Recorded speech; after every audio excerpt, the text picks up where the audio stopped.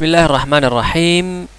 كتاب العربية بين يديك، الدرس 52، الوحدة 9، 52 نمبر درس دی، 9 وحدة، 201 نمبر صفحة ده. الأصوات وفهم المسموع. نن د اوازونو درس دی. د الضاء اواز پیژنو چې د ضاء اواز څنګه تلفظ کیږي. دا په ډکه ژبه تلفظ کیږي. یو ضاد، ضاد لکه فرض کنه. ضریع هغه ضاد دی په طرف اللسان کې لوستل کیږي، د ژبې په طرف کې، او ضاء چې دی دا ډک لوستل کیږي. نور به د معنی ښه تاسې ته انشاءالله چې ښه معلوم وي. غوږ شئ ورته. الظهر، استيقظ، استيقظ نه استيقظ. ظهر، دا زهر نه دی، استيقظ نه دی، ظهر. ظلم، وعظ.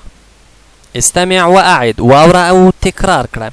د ذال او ضاء ترمنځ فرق شه دی. یو دا دی، دا زوی ورته نه وایو ښه، ضاء او ذال.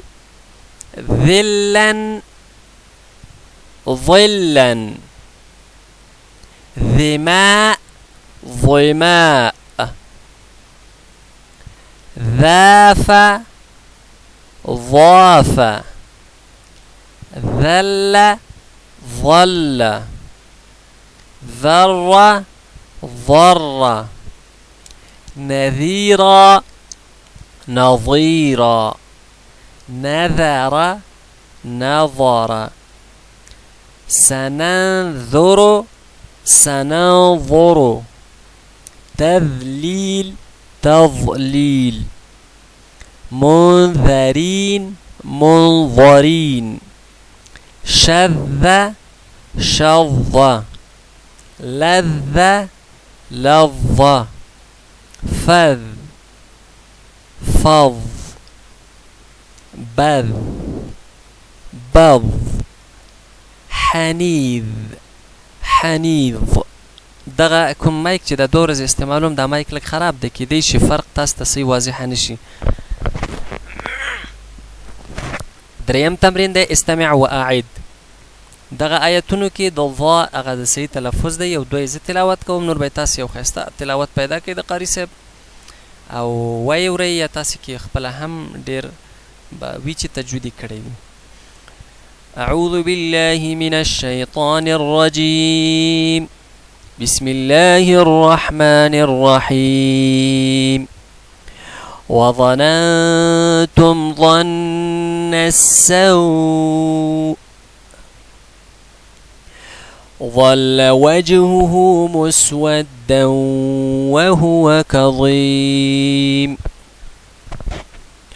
وما ظلمناهم ولكن كانوا هم الظالمين.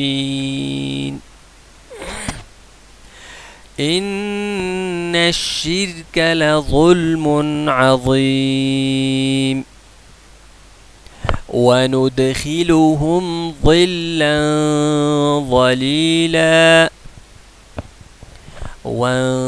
وانتظروا إنا منتظرون.